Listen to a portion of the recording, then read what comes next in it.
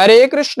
স্বয়ন একাদশী ব্রত 2025 সালে কবে পালন করতে হবে? 5ই জুলাই শনিবার নাকি 6ই জুলাই রবিবার? এবং এই একাদশী ব্রতের দিনে কি কি খাবার খাওয়া যাবে, কি কি খাওয়া উচিত নয়, শাস্ত্রে এই একাদশীর বিশেষ মাহাত্ম্য কথা বর্ণনা করা হয়েছে। আজকের এ পর্বে আমরা সেই প্রসঙ্গে জানার চেষ্টা করব। পাশাপাশি আমরা ব্রত করি, কিন্তু ব্রতের যে পারণ মন্ত্র রয়েছে সেই মন্ত্র অনেকে জানি না। আমাদের সকলেরই আজকের এই গুরুত্বপূর্ণ তথ্যগুলো জানা প্রয়োজন। সকলকে স্বাগতম জানাচ্ছি আমাদের এই ধর্মীয় তথ্যমূলক চ্যানেলে। আমরা চেষ্টা করি এরকমই সনাতন ধর্মের ধর্মীয় তথ্যগুলোকে আপনাদের সাথে উপস্থাপন করতে, শেয়ার করতে। তাই আসুন আগামী কিছুক্ষণ সময় একসঙ্গে ধৈর্য ধরে আজকের এই গুরুত্বপূর্ণ তথ্যগুলো জেনে নেই। আশা করছি আজকের এই তথ্যগুলো আপনাকে অবশ্যই সমৃদ্ধ করবে। ভালো লেগে থাকলে অবশ্যই একটা লাইক করে কমেন্টে আপনার ইষ্ট দেবতার নামটি অথবা জয় শ্রীকৃষ্ণ ভগবানের জয় একবার হলেও লিখে যাবার অনুরোধ জানাচ্ছি। দেখেন, এই একাদশী ব্রত ভগবান শ্রীকৃষ্ণ অথবা ভগবান শ্রী বিষ্ণুর অত্যন্ত প্রিয় দিন। অনেক প্রকার ব্রত হয় সনাতন ধর্মে, যেমন শিব চতুর্দশী ব্রত, কাত্যায়নী ব্রত, বৃহস্পতিবারের ব্রত এবং মঙ্গলবারে। যেমন বলা আছে, যদি কারো জীবনে বেশি বেশি বিপদ আপদ হয় তবে সেক্ষেত্রে সংকট নাশন হনুমানজির ব্রত করলে মঙ্গলবারে সেক্ষেত্রে তার জীবনের বিপদ পর্যন্ত দূরীভূত হয়। এমনকি এই যে কাত্যায়নী ব্রত, সেই ব্রজবাসীরা তারা কাত্যায়নী ব্রত করে কৃষ্ণকে স্বামী রূপে লাভ করেছিল। আর ভগবানের কৃপা লাভের জন্য একটা সর্বোত্তম উপায় হচ্ছে ব্রত করা। তো সেজন্য এরকম করে সনাতন ধর্মের যত প্রকার ব্রত রয়েছে সব থেকে শ্রেষ্ঠ ব্রত হচ্ছে কিন্তু একাদশী ব্রত, যার উপরে কোনো ব্রত নেই। এজন্য এই একাদশী ব্রতের দিনটি যে বারই হোক না কেন, এটি হচ্ছে হরিবাসর। যেমন বৃহস্পতিবার মা লক্ষ্মীর দিন, শনিবার শনি দেবতার দিন, ঠিক তেমনি এই একাদশীর দিনটি হচ্ছে ভগবান শ্রী বিষ্ণুর অত্যন্ত প্রিয় দিন। আর এরকম করে যদি কোনো ভক্ত একাদশী ব্রতের দিনে ভক্তি শ্রদ্ধার সহিত ব্রত করে ভগবান শ্রী বিষ্ণুর পুজো করতে পারে, তার ফলে তার জীবনে ভগবানের কৃপায় সমস্ত অশুভ দূরীভূত হয় এবং বিশেষ সৌভাগ্য লাভ হয়ে থাকে। বিশেষ করে বছরে 24টি একাদশী ব্রত রয়েছে, যার মধ্যে একটি শ্রেষ্ঠ ব্রত হচ্ছে এই স্বয়ন একাদশী ব্রত। কেন এই ব্রতটি শ্রেষ্ঠ? এই ব্রত পালন করলে কি ফল লাভ হয়ে থাকে? প্রথমত বলা হচ্ছে যে এই স্বয়ন একাদশী ব্রত সর্বসিদ্ধি দাত্রী। যেমন আমাদের অনেক প্রকার মনোবাসনা থাকে, এই যে যাগযজ্ঞ করানোর মাধ্যমেও মনস্কামনা পূর্ণ করা যায়। কেউ বা তপস্যা করে, এই যে রাবণ পর্যন্ত তার মনস্কামনা পূরণের জন্য তপস্যা করেছিলেন হাজার হাজার বছর, বিশ্বামিত্র মুনি পর্যন্ত। এই তপস্যার মাধ্যমেও মনস্কামনা পূর্ণ করা যায়। এরকম করে অনেক প্রকার ধর্মানুষ্ঠান রয়েছে যার মাধ্যমে মনোবাসনা পূর্ণ করে যায়। তার মাধ্যমে বলা হয়েছে, যদি কোনো ব্যক্তি স্বয়ন একাদশী ব্রত পালন করতে পারে এবং তার যদি কোনো মনস্কামনা থাকে, এই ব্রত পালনের পরে ভগবানের কাছে সেই মনস্কামনা জানালে একটুকু হলেও ভগবানের কৃপায় সেই মনোবাসনা পর্যন্ত পূর্ণ হয়ে থাকে। এজন্য এই ব্রতটা শ্রেষ্ঠ। পাশাপাশি হচ্ছে যে সর্ব উপদ্রব নাশকারী। অনেক সময় আছে আমাদের জীবনে বেশি বেশি বিপদ আপদ হয়, আবার অনেক তন্ত্রমন্ত্র দিয়ে অনেকে ক্ষতি করার চেষ্টা করে। এরকম করে জীবনে এই তো ভালো কিছু হচ্ছে, আবার একটা পিছু টান তাকে পিছনের দিকে টেনে নিয়ে যায়। অনেক সময় হয় কি, যে আশেপাশের মানুষেরা ভালো কিছু দেখতে পারে না, তখন তারা তান্ত্রিক ভাবে ক্ষতি করার চেষ্টা করে। এরকমটা অনেক সময় হয়, যাকে ব্ল্যাক ম্যাজিক বলা হয়। এরকম করে যে কোনো প্রকার উপদ্রব হোক না কেন, অথবা যদি কোনো অশুভ দৃষ্টির ভর থাকে, এরকম হয় অপদেবতা যাকে বলা হয়, অপদেবতার ভর বা কোনো অশরীরী আত্মার যদি ভর থাকে, কিন্তু যদি কেউ এই স্বয়ন একাদশী ব্রত পালন করতে পারে, তবে এর ফলে বলা হয়েছে তার জীবনী থেকে সেই সকল উপদ্রব পর্যন্ত দূরীভূত হয়ে যায় এবং সে ব্যক্তি স্বচ্ছ জীবন, সুন্দর জীবন লাভ করতে পারে। শুধু তাই নয়, এই একাদশী ব্রত আরো বেশি মহিমাপূর্ণ। কেননা যদি কেউ এই ব্রত পালন করতে পারে, তার অন্নাভাব দূর হয়ে থাকে। জীবনে অন্ন কষ্ট, মহাকষ্ট, যে ব্যক্তি সেই কষ্ট পেয়েছে তিনি জানেন। হয়তোবা আমরা মানে পিতামাতার বাড়িতে আছে বাবা মা, আমরা ভালোভাবে অন্ন পাচ্ছি, কিন্তু যারা গরিব, একেবারে রাস্তায় যারা জন্মগ্রহণ করে, ওরা জানে অন্নের কষ্ট কতটা। সেজন্য আমরা সেই স্থানে থাকলে ভালোভাবে উপলব্ধি করতে পারতাম। তাই অন্ন কখনো নষ্ট করতে নেই, খাবার কখনো নষ্ট করতে নেই। এতে কিন্তু জীবনে বিশেষ অমঙ্গল আসে। বিশেষ করে এরকম যদি কারো জীবনে অন্নাভাব থাকে, অনেক সময় আমাদের নিজেদের কিছু ভুলের কারণে রাজারা পর্যন্ত ভিখারি হয়ে যায়, এমনটা ইতিহাসে রয়েছে। কিন্তু এগুলো কোন কর্মের ফল? নিজের পাপের ফলেই। আমরা অনেকে বলে থাকি যে ভগবান স্বার্থপর, আমাদেরকে এভাবে করে জন্মগ্রহণ করালো, কিন্তু মনে রাখবে ভগবান কখনো স্বার্থপর নয়। যার যেরকম কর্ম সে সেইভাবে সেই ভাগ্য প্রাপ্ত করে থাকে। এটা হচ্ছে আমাদের কর্মফল। এজন্য যদি কেউ এই একাদশী ব্রত পালন করে, স্বয়ং একাদশী ব্রত পালন করে, তবে সেক্ষেত্রে বলা আছে তার জীবনের অন্নাভাব পর্যন্ত দূরীভূত হয়ে থাকে। এজন্য এই ব্রতটি এত বেশি মহিমাপূর্ণ বলা হয়েছে। পাশাপাশি হচ্ছে স্বয়ং ভগবান শ্রী বিষ্ণু তিনি এই দিনেই কিন্তু শয়ন করে বিধায় এই একাদশী ব্রতকে স্বয়ং একাদশী বলা হয়। আমরা যেরকম ঘুমাই, ভগবানও তেমনি কিন্তু ঘুমায়, কিন্তু আমাদের সাধারণ জাগতিক ঘুমের সাথে ভগবানের ঘুমের অনেক পার্থক্য। আমাদের ঘুম, আমরা ঘুমালে আর বাহ্যিক কোনো চেতনা থাকে না, আমরা দেখতে পাই না, চোখে কাজ করতে পারি না, ঘুমিয়ে আছি মানে মরার মতো। কিন্তু ভগবান শ্রী বিষ্ণু ঘুমালেও তিনি তার সেই ঘুমের মধ্যেও সমস্ত জগতের কার্য করেন, তিনি পরিচালনা করতে পারেন। এজন্য তার ঘুমকে যোগমায়ার ঘুম বলা হয়। ভগবান ঘুমিয়েও খাবার খেতে পারেন, সমস্ত বিশ্ব জগৎ পরিচালনা করতে পারেন। এজন্য ভগবানের ঘুমকে যোগনিদ্রা বলা হয়। আর এই ভগবান বিষ্ণু আমরা তো দেখেছি সেই চিত্রপটে বা ছবির মধ্যে, বিশাল এক সমুদ্র, সেখানে পঞ্চফণাযুক্ত সাপ যাকে শেষনাগ বলা হয়, তার উপরে ভগবান এভাবে মাথায় হাত দিয়ে শুয়ে রয়েছে, আর মা লক্ষ্মী তার পদমর্দন করতেছে, মানে সেবা করতেছে। ভগবান বিষ্ণু মূলত যেদিনে শয়ন করে সেটি হচ্ছে আষাঢ় মাসের এই পবিত্র শয়ন একাদশীর দিনটি থেকে ভগবান সেই যোগনিদ্রা যায়। এজন্যই একাদশী বছরের অন্যান্য একাদশীর থেকে সব থেকে শ্রেষ্ঠ বলা হয়েছে। তাই আমরা জেনে নিচ্ছি এই একাদশী কবে পালন করতে হবে। তবে প্রথমত হচ্ছে, যদি আমরা অনেকে জানি, তারপরেও সংক্ষেপে জেনে নিচ্ছি কিভাবে একাদশী ব্রত পালন করতে হয়। যে কোনো একাদশীর আগের দিনে সংযম পালন করতে হয়, নিরামিষ খাবার গ্রহণ করতে হয়, মাছ মাংস আদি রাজসিক খাবার খেতে নেই। এমনকি আপনি হয়তো বা খাবার নিরামিষ খেলেন, কিন্তু ব্যবহার যদি সাত্বিক না হয়, ঝগড়া, চিৎকার, চেঁচামেচি, গালিগালাজ করা হয়, এটি কিন্তু মঙ্গলময় নয়। আগের দিনটি নিরামিষ খাবি মানে সাত্বিক ভাবে জীবন যাপন করবে। এমনকি মাছ মাংস খেলে এতে কিন্তু 2-3 দিনের মধ্যে হজম হয় না, অনেক সময় লাগে হজম হতে। কিন্তু সাত্বিক খাবার সহজে হজম হয়। এই যে মাংসাশী প্রাণীর মতো আমাদের পাকস্থলী নয়, এতটা পাওয়ারফুল নয়। আমাদের পাকস্থলী হচ্ছে সাত্বিক খাবার হজমের জন্য। এজন্য আগের দিনে সাত্বিক খাবার খেতে হয়। এমনকি আগের দিনে রাত্র 11টার আগে, মানে তাড়াতাড়ি খাবার খেয়ে খুবই তাড়াতাড়ি ঘুমিয়ে যেতে হয়। না হলে অতিরিক্ত রাত্রে, মানে বেশি রাত্রে খাবার খাওয়াকে তামসিক ভোজন বলা হয়েছে। আবার আগের দিন খাবার খেয়ে দাঁত ব্রাশ করে নিতে হয়, না হলে অনেকের আছে দাঁতের গোড়া থেকে রক্তক্ষরণ হয়। আর একাদশীর দিনে যদি দাঁত থেকে রক্তক্ষরণ হয়, এতে বলা হয়েছে সেই ব্রতে দোষ লাগে। সেজন্য প্রথমেই বলে দিচ্ছি, একাদশীর দিনে অথবা যে কোনো ব্রত করার পরে যদি শরীর থেকে রক্তক্ষরণ হয়, এটি কিন্তু শুভ নয় বা মঙ্গলময় নয়, সেই ব্রতে দোষ লাগে। যদিও ব্রত ভঙ্গ হয় না, কিন্তু ব্রতের সম্পূর্ণ ফল লাভ হয় না। আবার অনেকের আছে দাঁতের গোড়া থেকে, মানে দাঁতের গোড়ায় খাবার আটকে থাকে, একাদশীর দিনে সেই খাবার পেটে গেলে এটিও কিন্তু বিশেষ অশুভ। তো এভাবে একাদশীর দিনে আপনারা খুবই ভোরে ভোরে ঘুম থেকে উঠবেন। এমনকি অনেকে আছে, তাহলে বলতে পারেন একাদশীর দিনে কি তাহলে আমরা দন্ত ধাবন করব না? হ্যাঁ, দাঁত ব্রাশ করবেন, আপনারা নিমের ঠাল দিয়ে দাঁত ব্রাশ করতে পারেন, অথবা কুলিকুচি করে নেবেন। 21 বার কুলিকুচি করলে আয়ুর্বেদ শাস্ত্র মতে তাহলেও তার দন্ত ধাবনের সমান ফল লাভ হয়। এভাবে করে আপনারা একাদশীর দিনটি করতে পারেন সকালবেলা। এবং বিশেষ করে বলা আছে একাদশীর দিনটি হচ্ছে মুখ্যত বিষয়। মনে রাখবে কেন এই দিন এত বেশি মহিমাপূর্ণ। কেননা অন্যান্য দিনে ধর্ম কাজ করলে যে পুণ্য ফল প্রাপ্ত করা যায়, কিন্তু একাদশীর দিনে ধর্ম কাজ করলে তার থেকে সহস্র গুণ বেশি পুণ্যফল প্রাপ্ত করা যায়। এজন্য একাদশী ব্রত এত বেশি মহিমাপূর্ণ, এই দিনটি বিশেষ গুরুত্বপূর্ণ। তাই একাদশীর দিনটি খুবই ভোরে ভোরে ঘুম থেকে ওঠা উচিত। আমরা বেশিরভাগ লোকই অলস, বেশি বেলা করে ঘুমাতে স্বাভাবিকভাবে পছন্দ করি, কিন্তু একাদশীর দিনে বেশি বেলা করে ঘুমাতে নেই। মনে রাখবে একটা কথা রয়েছে, মর্নিং শোজ দ্য ডে, মানে তুমি সারাটি দিন কেমন ভাবে কাটবে সকালবেলা তার একটা শিরোনাম বা ভূমিকা দেখিয়ে দেয়। এজন্য সকালবেলা উঠেই ভালো কিছুর মাধ্যমে দিনের শুরুটা করতে হয়।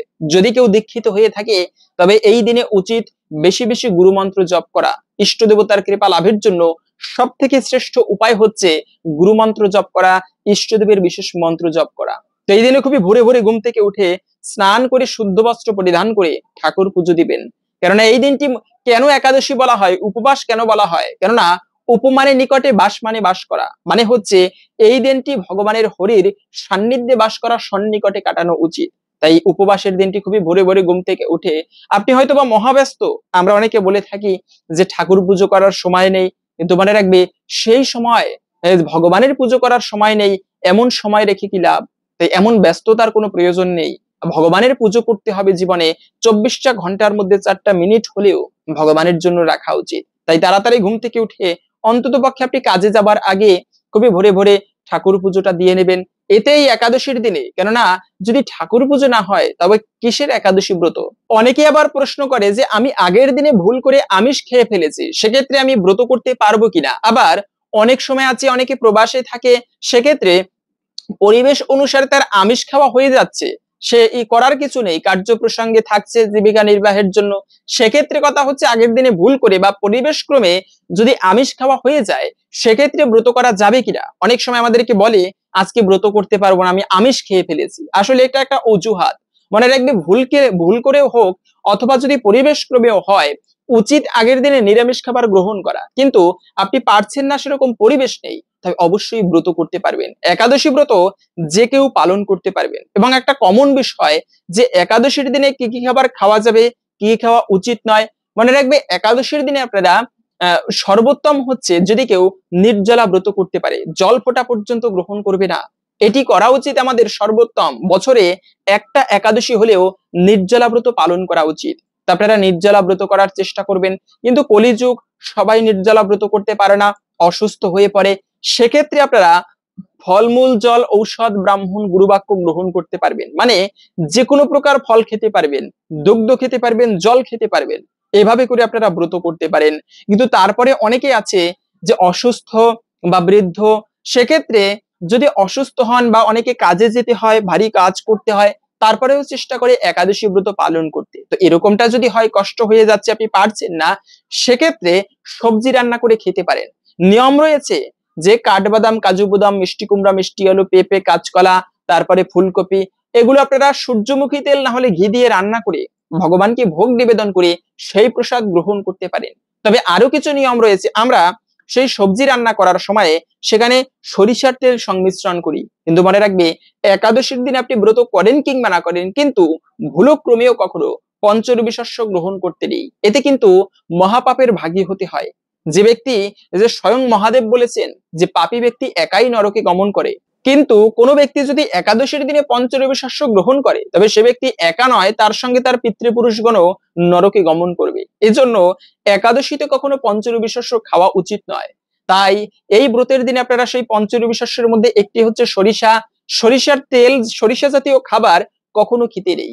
আপনারা সূর্যমুখী তেল অথবা ঘি দিয়ে সবজি রান্না করবেন। এবং সেই সবজি রান্না করার সময় আরো কিছু শাক খাওয়া মানে খেতে নেই, কিছু সবজি খেতে নেই, যেমন পটল, তারপরে হচ্ছে পুঁই শাক, ঢেঁড়স, বাঁধাকপি, বেগুন, ঢেঁড়স, এগুলো কিন্তু সেই সবজির সাথে খাওয়া উচিত নয়। যে কোনো প্রকার শাক, এতেও কিন্তু সেই ব্রতে দোষ লাগে। কেন এই একাদশী ব্রতের দিনে পঞ্চরবি শস্য খেতে নেই, এই বিষয়ে শাস্ত্রে সুন্দর একটি কাহিনী বর্ণনা করা হয়েছে স্কন্দ পুরাণে। এরকম জৈমিনী ঋষি, তিনি একদিন তার গুরুদেব ব্যাসদেবকে প্রশ্ন করেছিলেন যে গুরুদেব, একাদশী ব্রত কি, কেন এই ব্রতের দিনে উপবাস করতে হয়, এবং এই একাদশীর দিনে উপবাস না করলেই বা কি অপরাধ হয়ে থাকে।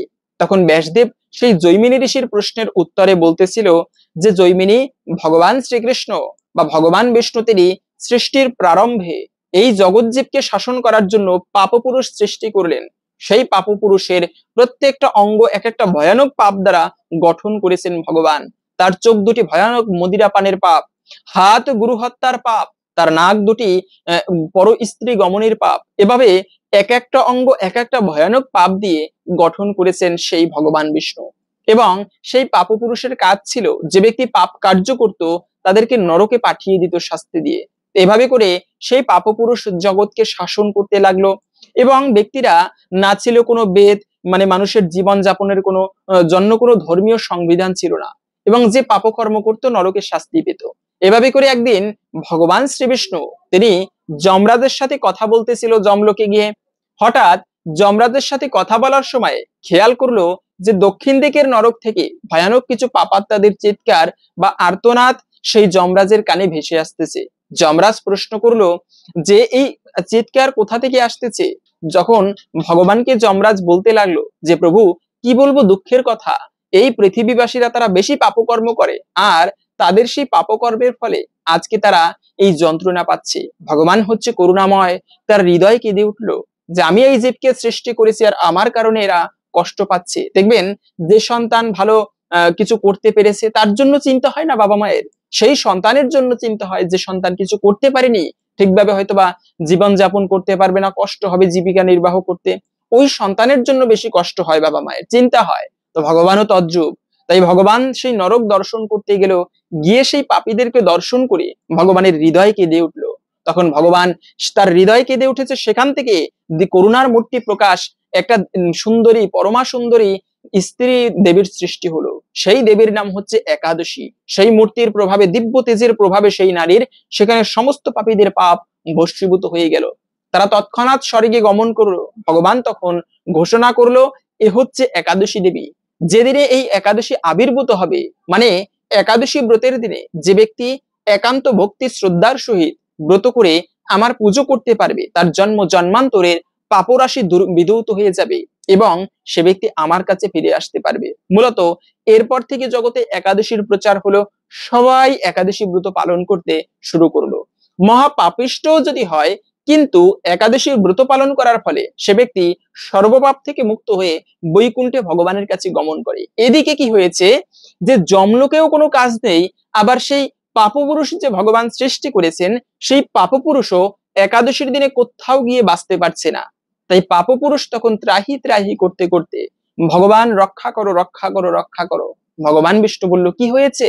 বলে, প্রভু, আপনি যে একাদশীর সৃষ্টি করেছেন, সেই একাদশী দেবীর পুণ্য প্রভাবে আমি কোথাও আশ্রয় পাচ্ছি না। কেন? যেখানে পুণ্য রয়েছে সেখানে কখনো পাপ অবস্থান করতে পারে না, যেখানে আলো রয়েছে সেখানে অন্ধকার থাকতে পারে না। আমি হচ্ছি পাপ। এই সৃষ্টিকে যদি রক্ষা করতে হয়, পুণ্যের যেমন প্রয়োজন তেমনি পাপেরও দরকার। কেন? শুধুমাত্র সৃষ্টি হচ্ছে, যদি মৃত্যু না হয় তবে সেক্ষেত্রে জগতের ভারসাম্য বজায় থাকবে না। মানুষ মানুষকে হত্যা করতে হবে ভালোভাবে বেঁচে থাকতে হলে। তাই হে প্রভু, জগতে ভারসাম্য বজায় রাখার জন্য এই পাপীদেরকে, বা জগতে শিক্ষাদানের জন্য পাপপুরুষ এবং যমলোক প্রদান মানে অবশ্যই দরকার। এই যে জেলখানা কেন করা হয়? জেলখানাকে সংশোধনাগার বলা হয়, কেননা সেখানে শাস্তি দেওয়ার জন্য নয়, জেলখানার মূল উদ্দেশ্য হচ্ছে মানুষকে সংশোধন করা। তাই নরকের অবশ্যই প্রয়োজন, পাপপুরুষেরও অবশ্যই প্রয়োজন। হে প্রভু, আপনি আমাকে বাঁচান, কেননা আমি স্বর্গমর্ত পাতাল সর্বত্র ভ্রমণ করেছি, কিন্তু একাদশীর পুণ্যের প্রভাব সর্বত্র অবস্থান করছি। ভগবান বিষ্ণু বলল, আচ্ছা এই ব্যাপার, তাহলে একটা কাজ করবে, তুমি একাদশীর দিনে পঞ্চরবি শস্যের মধ্যে আশ্রয় গ্রহণ করবে। তাহলে সেই আজ থেকে একাদশীর পঞ্চরবি শস্যে আশ্রয় গ্রহণ করবে না, মানে পঞ্চরবি শস্য তার অধিকার করবে না। তো ওই দিন থেকে যে ব্যক্তি একাদশীর দিনে পঞ্চরবি শস্য ভক্ষণ করে, সে ব্যক্তি পাপ না করেও মহাপাপের ভাগী হতে হয় তাকে। তাই তো স্কন্দ পুরাণের কথা, মাতৃহা পিতৃহা চৈব ভাতৃহা গুরুহা তথা একাদশান্তু ইয়ো ভুয়ক্তে বিষ্ণু লোকচ্যুত ভবেৎ। মাতৃহত্যা, ভাই হত্যা, গুরু হত্যা, ব্রাহ্মণ হত্যা, সকল ভয়ানক পাপের ভাগী হতে হয়। পাপ না করেও যদি কোনো ব্যক্তি একাদশীর দিনে পঞ্চরবি শস্য ভক্ষণ করে, এজন্য একাদশীতে কখনো পঞ্চরবি শস্য খাওয়া উচিত নয়, এটি বিশেষ অমঙ্গলের বলা হয়েছে। তো যাই হোক, অনেকে আবার প্রশ্ন করে যে একাদশীর দিনে, বিশেষ করে রথযাত্রা গিয়েছে গতকালকে, উল্টো রথযাত্রা, সেক্ষেত্রে অনেকে প্রশ্ন করে যে একাদশীর দিনে মানে পুরীধামে তো একাদশী ব্রত পালন করা হয় না, তাহলে তারা যে একাদশী করে না, আমরাও তো না করলে কি হয়েছে, তাদের কি পাপ হয় না? পঞ্চরবি শস্য ভক্ষণ করলে যদি মহাপাপের ভাগী হতে হয়, তবে পুরীধামে তো সবাই একাদশী ব্রত পালন করে না পান্ডারা, তাদের কি অপরাধ হয় না? সেক্ষেত্রে মনে রাখবে, এক্ষেত্রেও সুন্দর একটা কাহিনী বা বিষয় রয়েছে। জগন্নাথের অন্ন সর্বকালে হইয়া মান্য, পাইলেই করিবে ভক্ষণ। জগন্নাথের প্রসাদ এবং পুরীধামের পান্ডাদের বিষয়ে কোনো মন্তব্য করা চলবে না, কেননা ভগবান স্বয়ং জগন্নাথ দেব তিনি একাদশী দেবীকে বেঁধে রেখেছেন পুরীধামে। এই পুরীধামে কোনো একাদশী চলবে না, কোনো উপবাস চলবে না। পুরীধামে খাওয়া হবে, ফেস্টিভ্যাল হবে, সেখানে ভোজ হবে। ভগবান জগন্নাথ মানে দিনের মধ্যে তিনি 52 বার খাবার গ্রহণ করে, এতবার খায় তার হাত কখনো শুকায় না। ভগবান জগন্নাথ এক অদ্ভুত ভগবান। আপনি কৃষ্ণের পুজো করতে যাবেন, সেখানে কৃষ্ণের পুজোয় ভুল ত্রুটি হলে অপরাধ হয়, কিন্তু এই জগন্নাথের সেবা সব থেকে সহজ। সেখানে জগন্নাথের সেবায় অপরাধ হলেও জগন্নাথ অপরাধ নেয় না। সে হচ্ছে লোভী, যদিও ভগবানকে লোভী বলতে নেই, তারপরেও জগন্নাথ হচ্ছে, তাকে আপনি বেশি বেশি ভোগ নিবেদন করবেন, এতেই জগন্নাথ প্রসন্ন। আর সেই জগন্নাথ পুরীধামে ভগবান তিনি একাদশীকে বেঁধে রেখেছে, যে আমার পান্ডারা, তাদের জন্য তুমি প্রভাব খাটাতে পারবে না। তো এজন্য মূলত পুরীধামে কোনো পাপ হয় না, তারা ভগবানের প্রসাদ সবসময় গ্রহণ করে থাকে। এজন্য এমনও পাওয়া যায় শাস্ত্রে, যদিও কথা প্রসঙ্গে আসলে তাই বলে দিচ্ছি, কেউ অন্যভাবে নেবেন না। যদি কেউ পুরীধামে মানে মাছ মাংস রাজসিক খাবারও খেয়ে থাকে, তবে সেটাও প্রসাদ হয়ে যায় জগন্নাথের। যদিও এটা তার মানে আপনারা পুরীধামে গিয়ে মাছ মাংস খাবেন এমনটা নয়, শাস্ত্রে এটাও বর্ণনা করা আছে। এই জগন্নাথের প্রসাদ এটি সর্বসময় মান্য করতে হয়। তো এই জন্য পুরীধামে একাদশী ব্রত করে না। পাশাপাশি হচ্ছে এই দিনে অনেকে প্রশ্ন করেন যে বাড়িতে একাদশীর দিনে আমরা তো ভুল করেও অন্ন গ্রহণ করব না, এতে মহাপাপের ভাগী হতে হয়, কিন্তু একাদশীর দিনে ভগবানকে ভোগ নিবেদন করা যাবে কিনা, অন্ন ভোগ। সেক্ষেত্রে মনে রাখবে অবশ্যই আমাদের জন্য হচ্ছে একাদশী, আমরা যারা বদ্ধদ্বীপ তাদের জন্য ধর্ম, কিন্তু যিনি স্বয়ং ধর্মপুত্র, যিনি স্বয়ং যার থেকে ধর্ম প্রকাশিত, সেই ভগবানের তার কোনো একাদশী ব্রত পালন করতে হয় না। তিনি স্বয়ংই তো ধর্ম, তাকে পাবার জন্য আমরা ধর্ম করি। তাই আমাদের জন্য একাদশী, কিন্তু ভগবানের জন্য একাদশী নয়। ভগবানের সেবা অবশ্যই করতে হবে। আপনারা বাড়িতে যারা বিগ্রহ সেবা করেন, এই একাদশীর দিনে অবশ্যই ভগবানকে অন্নের ভোগ দিতে পারেন।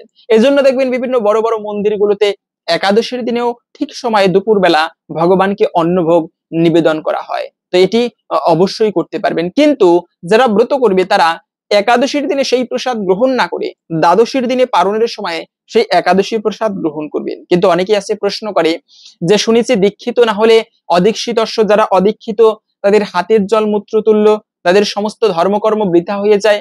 হ্যাঁ, শাস্ত্রে এটা আছে যে অদীক্ষিতস্য বামরু কৃতাম সর্বম নিরর্থকম, অদীক্ষিত ব্যক্তির সকল ধর্মকর্ম নিরর্থক হয়। পশুজনিমে অবাপ্নতি দীক্ষা বিরহিতম জনা, যে ব্যক্তি দীক্ষা না নিয়ে দেহত্যাগ করে সে ব্যক্তি পশুজনী লাভ করে। তাহলে কথা হচ্ছে যে আমি কি দীক্ষা নিয়ে আমি কি একাদশী ব্রত পালন করতে পারবো? মনে রাখবে দীক্ষা নিয়ে হোক কিংবা না নিয়ে, যে কোনো অবস্থাতেই আপনি একাদশী ব্রত না করলে মহাপাপের ভাগী হতে হবে। তাহলে কথা হচ্ছে কেন একাদশী ব্রত করব না? অবশ্যই যে কোনো অবস্থাতেই একাদশী ব্রত পালন করা যাবে, কিন্তু তারপরে আমাদের উচিত দীক্ষা নেওয়া। আবার আমরা দীক্ষা গ্রহণ করি ওই যে শুনেছি যে দীক্ষা নিতে হয় তাই দীক্ষা নেই, কিন্তু সঠিক গুরু নির্বাচন করি না। যে ব্যক্তি গুরুর যোগ্য নয় তাকে আমরা গুরু বলে গ্রহণ করি। বর্তমান কলিযুগ, এই যুগে ধর্ম বলে তেমন কিছু নেই, সব দিকেই অধর্মেতে আচ্ছন্ন, কলি ঘোর তমসাচ্ছন্ন, এমন শাস্ত্রে কথা রয়েছে। কিন্তু দীক্ষা নিতে হয় বলে নেই, যেমন গুরু তেমন শিষ্য। মানে গুরুদেব দীক্ষা দিয়েছে কিন্তু যে মন্ত্র দিয়েছে সেই মন্ত্র জপ করে না। কিন্তু মনে রাখবে গুরুদেবের থেকে দীক্ষা নেওয়ার পরে যদি কেউ সেই মন্ত্র জপ না করে, এটিও একটি অপরাধের, এই অপরাধের কারণেও তাকে নরকগামী হতে হয়। এমনও নিয়ম আছে শাস্ত্রে। তাই গুরুদেব থেকে, গুরুদেব সেইভাবে শেখায় না কিভাবে ঠাকুর পুজো করতে হবে, কিভাবে জীবন যাপন করতে হবে। মনে রাখবে গুরুদেবই যদি সেই নিয়ম পালন না করে, তিনি যদি ভগবানের পুজো না করে, ইষ্টদেবের পুজো না করে, তবে তিনি গুরু হবার প্রকৃত যোগ্য নয়। শাস্ত্রে বলা আছে যে অবৈষ্ণব গুরু নাসাদ বৈষ্ণব সপাচ গুরু, মানে অবৈষ্ণব যে ব্যক্তি তিনি গুরু হবার যোগ্য নয়। আর বৈষ্ণব যদি তিনি নিচু জাতীয় হয় তাকেও গুরু রূপে বর্ণন করা যায়। তাই আমরাও আছি গুরু থেকে দীক্ষা নিয়ে সেই মন্ত্র জপ করি না। কিন্তু মনে রাখবে যারা দীক্ষা নিয়েছেন অন্তত পক্ষে এই একাদশীর দিনে বিশেষভাবে সেই মন্ত্র জপ করবেন। ভগবানের কৃপা লাভের জন্য একটা সর্বোত্তম উপায় হচ্ছে তার বিশেষ মন্ত্র জপ করা। তাই আপনারা একাদশীতে সেই গুরু মন্ত্র জপ করবেন, এতে একটুকু হলেও ভগবানের বিশেষ কৃপা লাভ করা সম্ভব। মনে রাখবে এই একাদশীর দিনে যে ধর্ম কাজ করবেন তা অক্ষয় হয়ে যায়। একটা ব্যক্তি অজান্তে একাদশী ব্রত পালন করার ফলে তিনি কিন্তু সেই মহাপাপ করেও তিনি বৈকুণ্ঠে ভগবানের কাছে যেতে পেরেছিল। এভাবে করে এই একাদশী ব্রত অজান্তেও পালন করলে কি ফল লাভ হয়, সুন্দর একটি কাহিনী এই প্রসঙ্গে পাওয়া যায়।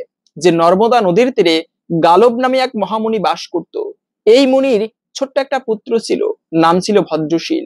তো সেই মুনিবর তিনি ধ্যান করত, অষ্টাঙ্গ যোগ অনুশীলন করত, কিন্তু তার পুত্র ছিল সম্পূর্ণ বিপরীত। তার পুত্র একাদশী ব্রত পালন করত, এমনকি তিনি বিষ্ণু পুজো করত। বালুকা দিয়ে বিষ্ণু মূর্তি তৈরি করে সেই নর্মদা নদীর তীরে পুজো করে আবার সূর্যোদয়ের পরে, সূর্যাস্তের পরে তিনি বিসর্জন দিয়ে দিত সন্ধ্যাকালে। এভাবে করে প্রতিদিন সেই ভদ্রশীল তিনি ভগবানের পুজো করত। শুধু নিজে একাদশী ব্রত পালন করত না, আবার সবাইকে বলতো তোমরা সবাই একাদশী ব্রত করবে। এভাবে করে সেই গালব মুনির মনে প্রশ্নের উদয় হলো যে আমি করি ভগবান অষ্টাঙ্গ যোগ অনুশীলন ধ্যান, কিন্তু এই ভদ্রশীল ও কোথা থেকে এত সুন্দর বিষ্ণু পুজো করা শিখলো, কিভাবে শিখলো একাদশী ব্রত পালন করা? তখন একবার ডেকে ভদ্রশীলকে বলতে লাগলো যে পুত্র, তুমি কোথা থেকে এই একাদশী ব্রত পালন করা শিখলে? আবার বিষ্ণু পুজো করা আমি তো তোমাকে মন্ত্রতন্ত্র শিখাইনি, কোথা থেকে এসব শিখলে তুমি পুত্র? তখন সেই ভদ্রশীল বলতে লাগলো যে পিতা, আমি হচ্ছি জাতিস্বর, আমার পূর্ব জীবনের কথা স্মরণে আছে। আমি পূর্বজন্মে ধর্মধ্বজ নামে এক রাজা ছিলাম, ধর্ম অনুযায়ী রাজ্য শাসন করতাম, প্রজাদেরকে পুত্রের মতো প্রতিপালন করতাম। আমার অনেক সামর্থ্য ছিল, যে কারণে মন্ত্রীদের কুমন্ত্রণায় আমি অন্যায়ভাবে বিভিন্ন রাজ্য দখল করতে লাগলাম, খুবই পাপময় ভাবে জীবন যাপন করতে লাগলাম, ভীষণ পাপকর্ম করতে শুরু করলাম, রাজ্যে অরাজকতা দেখা দিল। এভাবে করে একদিন আমি মৃগয়া করতে গেলাম। সেই মৃগয়ায় গিয়ে সৈন্যদেরকে হারিয়ে একা একা বনের মধ্যে ঘুরতেছিলাম। কিন্তু সৌভাগ্যক্রমে সেই দিনটি ছিল একাদশী ব্রতের দিন। সারাদিনে কিছু আহার করিনি, প্রচন্ড ক্ষুধা যন্ত্রণায় আমি সন্ধ্যাকালে খেয়াল করলাম সেখানে কিছু তীর্থযাত্রী এসে সেই সেই বনের মধ্যে একটা পুরানো মন্দিরে তারা রাত্রি জাগরণ করছে, হরির নাম সংকীর্তন করে কাটাচ্ছে। আমিও তাদের সঙ্গে সেই রাত্রি জাগরণ করে রইলাম। পরের দিন সূর্যোদয় কালে প্রচন্ড ক্ষুধা যন্ত্রণায় আমার মৃত্যু হলো এবং ভয়ানক যমদূতেরা তারা কালপাশে বিদ্ধ করে আমাকে নরকে নিয়ে গেল যমরাজের কাছে। সেখানে যমরাজ আমার বিচার করতে লাগলো। চিত্রগুপ্তকে প্রশ্ন করলো, দেখো তো চিত্রগুপ্ত, এর জীবনে কি কি পাপ আছে, একে কোন নরকে যেতে পারে? তখন চিত্রগুপ্ত বলতে লাগলো যে যমরাজ, যদিও এই ব্যক্তি সমগ্র জীবন পাপ কাজ করেছে, কিন্তু এই ধর্মধ্বজ রাজা মরার আগে গতকালকে এই ব্যক্তি একাদশী ব্রত পালন করেছে। অজান্তেই যমরাজ একথা শুনেই সাষ্টাঙ্গে প্রণাম করলো সেই ধর্মধ্বজকে এবং তাকে যথাযোগ্য উপহার দিয়ে স্বর্গে পাঠিয়ে দিল দিব্য রথে। সেখান থেকে বৈকুণ্ঠে পাঠালো। বৈকুণ্ঠে সেই ধর্মধ্বজ রাজা অচ্যুতকাল স্বর্গ দিব্য সুখ ভোগ করে ভগবানের সাথে বৈকুণ্ঠে।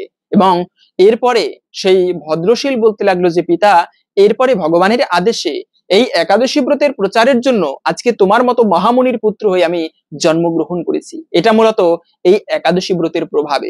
এজন্য এই একাদশী ব্রত প্রত্যেকের পালন করা উচিত। মহাপাপিষ্ট হলেও সে ব্যক্তি ভগবানের বিশেষ কৃপা লাভ করতে পারে। প্রত্যেকটা একাদশী ব্রত আমরা অনেকে ব্রত করি না, ভয় পাই, আর এই কষ্ট হবে, ক্ষুধা লাগবে। আপনারা প্রত্যেকে ব্রত করবেন, কষ্ট নেই, বরঞ্চ না পালন করলে এতে বিশেষ অপরাধ হয়ে থাকে। অনেকে আছে একাদশী ব্রতের দিনে যে কাজগুলো ভুলেও করতে নেই তা জেনে নিচ্ছে সংক্ষেপে, যে অনেকে একাদশী ব্রতের দিনে চা বিস্কিট খেয়ে থাকে, বিড়ি খায়, বলে কি যে আমি একাদশী ব্রতের দিনে সব ছাড়তে পারবো কিন্তু নেশাটা ছাড়তে পারবো না। মনে রাখবে, মানুষ পারে না এমন কিছু নেই। একটা দিন নেশা না করলে তুমি মারা যাবে, এটা এটা কখনো নয়। বরঞ্চ নেশা না করলে স্বাস্থ্য ভালো থাকে, মন ভালো থাকে, চেতনা ভালো থাকে। তাই ধর্ম কাজ করার জন্য সর্বপ্রথমে নেশা বর্জন করতে হয়। কেননা যে ব্যক্তি নেশা খেয়ে থাকে তার চিত্র বিভ্রান্ত হয়, সে ব্যক্তির মন সংযোগ আসে না। আর সাধনা কেন বলে? সাধনা মানে হচ্ছে মনকে স্থির করা। একাদশী ব্রত কেন কেন এই দিনে খাওয়া হয় না? কেননা না খেয়ে মনটাকে সংযত করে তারপরে সাধনা করা উচিত, ঠাকুর পুজো করা উচিত, ইষ্টদেবের ধ্যান মন্ত্র জপ করা উচিত। এজন্য একাদশীতে খাওয়া হয় না। এখন একাদশীতে খাওয়া হয় না, আবার নেশা করি, এটা কিন্তু উচিত নয়। একাদশীর দিনে নেশা করলে এতেও ব্রত ভঙ্গ হয়ে যায়। দ্বিতীয়ত হচ্ছে, এই দিনে অনেক সময় আমরা যে ব্রত পালন করেছি কিন্তু অপশব্দ প্রয়োগ করি। কিন্তু মনে রাখবে, কোনো একাদশীর দিনে ভুলক্রমেও কখনো অপশব্দ প্রয়োগ করতে নেই। খারাপ ভাষা, ঝগড়া করা, চিৎকার চেঁচামেচি করা, এটা কখনো করা উচিত নয়। মনে রাখবে, সত্যের উপরে ধর্ম নেই, মিথ্যার উপরে পাপ নেই। মিথ্যা কথা কখনো বলতে নেই, বাক্য সংযত করতে হয়। এজন্য মুনি কাকে বলে? যারা মৌন ব্রত অবলম্বন করেছে, একমাত্র প্রয়োজনীয় কথা ছাড়া অন্য কোনো কথা বলে না, এদেরকে মুনি বলা হয়। যে যুধিষ্ঠির মহারাজ তার সত্যের গুণে, যুধিষ্ঠিরের রথ মাটির উপর দিয়ে চলতো একমাত্র সত্যবাদীদের গুণে। কিন্তু সেই যুধিষ্ঠির যখন অর্ধসত্য বলেছিল যে গুরুদেব অশ্বত্থামা হত ইতি গজ, মিথ্যা বলেনি, কিন্তু এটা অর্ধসত্য ছিল, মানে গুরুদেবকে ভুল বোঝানোর উদ্দেশ্য ছিল। এই কথাটা বলার সাথে সাথে সেই যুধিষ্ঠিরের রথ মাটি স্পর্শ করেছিল। এজন্য কখনো মিথ্যা বলতে নেই। অন্তত পক্ষে এই একাদশীর দিনে চেষ্টা করবেন যে এই একটা দিন আমি মিথ্যা বলবো না, ঝগড়া করব না, চিৎকার চেঁচামেচি করব না। এভাবে করে এই একটা দিন বিশেষভাবে পালন করতে হয়। পাশাপাশি হচ্ছে যে এই দিনে দই খাওয়া যাবে কিনা, অনেকে প্রশ্ন করেন যে একাদশীর দিনে দই বা এগুলো খাওয়া যাবে কিনা। মনে রাখবে, দই না খাওয়া ভালো আমি বলবো। যদিও দুগ্ধজাত খাবার আপনারা খেতে পারেন, কিন্তু সেই দইয়ের মধ্যে অনেক ব্যাকটেরিয়া থাকে। আবার এই যে বাজারের যে দই পাওয়া যায়, ওর মধ্যে অনেক কিছু সংমিশ্রণ করে ভালোভাবে দই তৈরি করা হয়, দেখতে সুন্দর, কিন্তু ওটার মধ্যে অনেক সমস্যা থাকে, অনেক সময় এতে ব্রতভঙ্গ হয়ে যেতে পারে। তাই একাদশীর দিনে দই না খাওয়াই ভালো। তো যাই হোক, এখন আমরা জেনে নিচ্ছি ভিডিওর মূল প্রসঙ্গ। এই একাদশী ব্রত 2025 সালে কবে পালন করতে হবে, পালনের সময় কি। তবে তার পূর্বে শাস্ত্রে এই শয়ন একাদশী ব্রতের বিশেষ মাহাত্ম্য কথা বর্ণনা করা হয়েছে। আসুন আমরা প্রত্যেকেই ধৈর্য ধরে এই ব্রত কথা শ্রবণ করি। আপনি এই একাদশীর দিনে ব্রত করেন কিংবা না করেন, সকলের উচিত ভক্তি এবং শ্রদ্ধার সহিত এই ব্রত কথা শ্রবণ করা। এতে অনেকাংশেই এই ব্রতের ফল প্রাপ্ত করা যায়। তাই আমরা প্রথমে জেনে নিচ্ছি এই শয়ন একাদশীর মাহাত্ম্য কথা। এজন্যই নববিধা ভক্তির প্রথমত হচ্ছে শ্রবণ করা। শ্রবণ করে এই বিশেষ মঙ্গল সাধিত হয়। এরপরে আমরা ভিডিওর মূল প্রসঙ্গ জেনে নেব। শয়ন একাদশীর ব্রত কথা। মহারাজ যুধিষ্ঠির বললেন, হে ভগবান শ্রীকৃষ্ণ, আষাঢ় মাসের শুক্লপক্ষের একাদশীর নাম কি? এর মহিমাই বা কি তা আমাকে কৃপা করে বলুন। শ্রীকৃষ্ণ বললেন, ব্রহ্মা এই একাদশী সম্পর্কে দেবর্ষি নারদকে যা বলেছিলেন সেই আশ্চর্যজনক কথা আপনাকে বলছি। শ্রী ব্রহ্মা বললেন, হে নারদ, এ সংসারে একাদশীর মতো পবিত্র আর কোনো ব্রত নেই। সকল পাপ বিনাশের জন্য এই বিষ্ণু ব্রত পালন করা একান্ত আবশ্যক। যে ব্যক্তি এই প্রকার পবিত্র পাপনাশক ও সকল অভিষ্ট প্রদাতা একাদশী ব্রত পালন না করে তাকে নরকগামী হতে হয়। আষাঢ়ের শুক্লপক্ষের এই একাদশী শয়নী নামে প্রসিদ্ধা। শ্রী ভগবান ঋষিকেশের জন্য এই ব্রত পালন করতে হয়। এই ব্রতের সম্বন্ধে এক মঙ্গলময় পৌরাণিক কাহিনী আছে, আমি এখন তা তোমাকে বলছি। বহু বছর পূর্বে সূর্যবংশে মান্দাতা নামে এক রাজর্ষি ছিলেন। তিনি ছিলেন সত্য প্রতিজ্ঞ এবং প্রতাপশালী চক্রবর্তী রাজা। প্রজাদেরকে তিনি নিজের সন্তানের মতো প্রতিপালন করতেন। সেই রাজ্যে কোন রকম দুঃখ, রোগ ব্যাধি, দুর্ভিক্ষ, আতঙ্ক, খাদ্যাভাব অথবা কোনো অন্যায় আচরণ ছিল না। এইভাবে বহুদিন অতিবাহিত হলো। কিন্তু এক সময় হঠাৎ দৈব দুর্বিপাকে ক্রমাগত 3 বছর সে রাজ্যে কোনো বৃষ্টি হয়নি। দুর্ভিক্ষের ফলে সেখানে দেবতাদের উদ্দেশ্যে দান মন্ত্রের স্বাহা স্বাধা ইত্যাদি শব্দও বন্ধ হয়ে যায়। এমনকি বেদ পাঠও ক্রমশ বন্ধ হলো। তখন প্রজারা রাজার কাছে এসে বলতে লাগলো, মহারাজ, দয়া করে আমাদের কথা শুনুন। শাস্ত্রে জলকে নার বলা হয়, আর সেই জলেই ভগবানের অয়ন অর্থাৎ নিবাস। তাই ভগবানের এক নাম নারায়ণ। মেঘরূপে ভগবান বিষ্ণু সর্বত্র বাড়ি বর্ষণ করেন। সেই বৃষ্টি থেকে অন্ন এবং অন্ন খেয়ে প্রজাগণ জীবন ধারণ করে। এখন সেই অন্নের অভাবে প্রজারা ক্ষয়প্রাপ্ত হচ্ছে। অতএব হে মহারাজ, আপনি এমন কোনো উপায় অবলম্বন করুন যাতে আপনার রাজ্যে শান্তি ও কল্যাণ সাধন হয়। রাজা মান্ধাতা বললেন, তোমরা ঠিকই বলেছ। অন্ন থেকে প্রজার উদ্ভব, অন্ন খেয়েই প্রজার পালন। তাই অন্নের অভাবে প্রজারা বিনষ্ট হয়। রাজার এমন দোষে রাজ্য নষ্ট হয়। আমি নিজের বুদ্ধিতে আমার কোনো দোষ খুঁজে পাচ্ছি না, তবুও প্রজাদের কল্যাণের জন্য আমি আপ্রাণ চেষ্টা করব। তারপর রাজা ব্রহ্মাকে প্রণাম করে সৈন্যসহ বনে গমন করে সেখানে প্রধান প্রধান ঋষিদের আশ্রমে ভ্রমণ করলেন।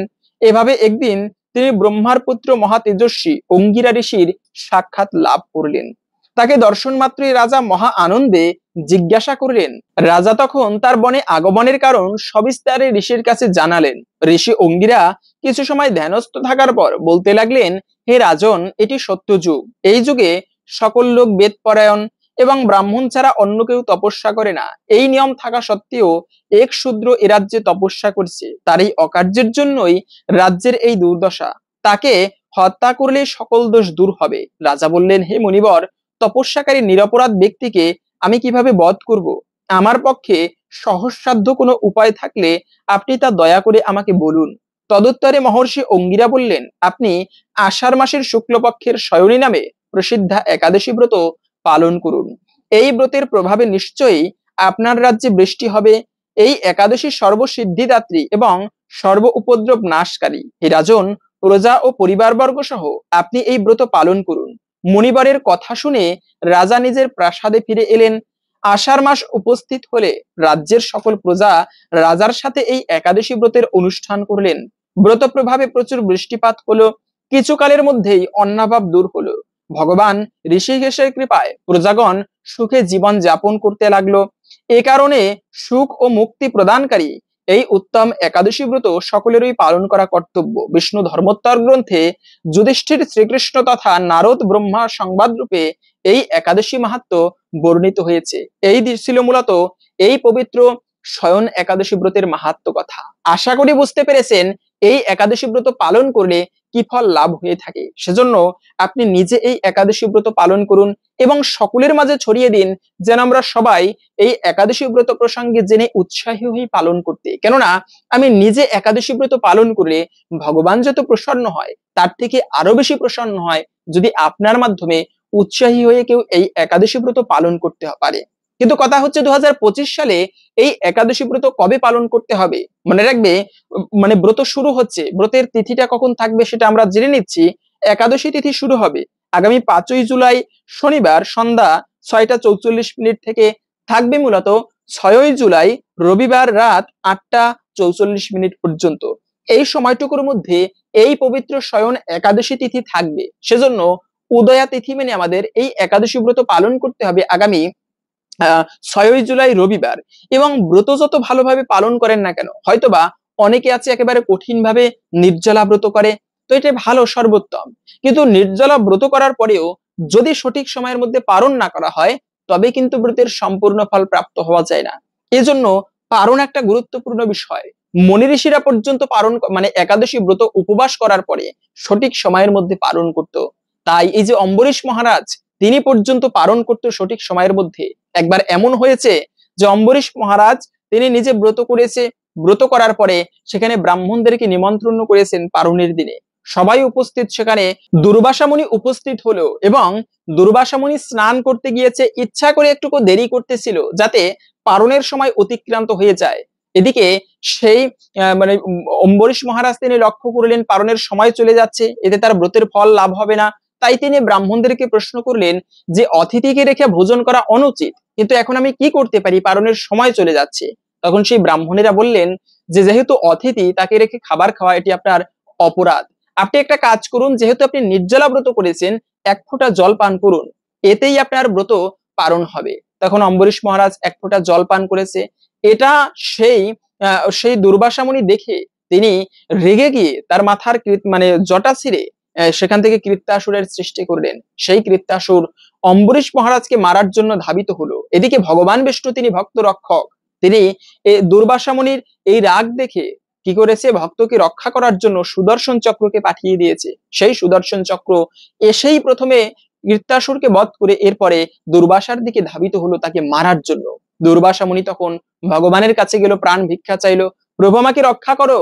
ভগবান বিষ্ণু বলল এই চক্র থেকে আমি তোমাকে রক্ষা করতে পারবো না, একমাত্র যে ব্যক্তির চরণে তুমি অপরাধ করেছো সেই বৈষ্ণব অম্বরীশ মহারাজের কাছে গিয়ে ক্ষমা প্রার্থনা করো। এরপরে দুর্বাসা মুনি আবার অম্বরীশ মহারাজের কাছে এসে ক্ষমা প্রার্থনা করেছেন, তারপরে সেই সুদর্শন চক্র ফিরে গিয়েছিল। মূলত এই কাহিনীটা পারণকে কেন্দ্র করে ঘটেছিল, তাই এজন্য পারণ একটা গুরুত্বপূর্ণ বিষয়। আবার আমরা অনেকে প্রশ্ন করি, যারা নতুন নতুন ব্রত করি, জানি না মূলত পারণটা কি। আসলে পারণ হচ্ছে যখন ব্রত ভঙ্গ করা হয় ওই বিষয়টাকেই পারণ বলে। পারণের নির্দিষ্ট সময় হচ্ছে শয়ন একাদশী ব্রত, রবিবার একাদশী ব্রত করবেন এবং পারণ করবেন পরের দিনে সকাল 5টা 17 মিনিট থেকে 9টা 47 মিনিট পর্যন্ত। এই সময়টুকুর মধ্যে ভগবানের পঞ্চবিশস্য প্রসাদ দিয়ে ভগবানের কাছে প্রার্থনা করে পারণ করতে হয়। এবং পারণের যে মন্ত্র রয়েছে সেই মন্ত্র অনেকে জানি না, মনে রাখবে মন্ত্র হচ্ছে ওম একাদশাম নিরাহার ব্রত নানে ন কেশব প্রসিদ সুমুখনাথ জ্ঞানদৃষ্টি প্রদভব। এই মন্ত্র উচ্চারণ করে ভগবানের কাছে প্রার্থনা করে তারপরে একাদশী ব্রতের পালন করতে হয়। মন্ত্র না জানলেও হে প্রভু আমি এই ব্রত পালন করেছি, যদি কোনো অপরাধ হয়, কোনো ভুল ত্রুটি হয় আমাকে ক্ষমা করো এবং আশীর্বাদ করো, এভাবে করে আপনার ভক্তির সহিত প্রার্থনা করবেন। হরে কৃষ্ণ। আশা করছি আজকের এই গুরুত্বপূর্ণ তথ্যগুলো জেনে আপনি একটুকু হলেও সমৃদ্ধ হয়েছেন। ভালো লেগে থাকলে অবশ্যই একটি লাইক করে কমেন্টে জয় শ্রী শয়ন একাদশী ব্রতের জয় একবার হলেও লিখে যাবার অনুরোধ জানাচ্ছি। ভগবানের কৃপায় সকলের জীবনে মঙ্গল হোক এই কামনা করে আজকের ভিডিওটি এখানে সমাপ্ত করছি। হরে কৃষ্ণ।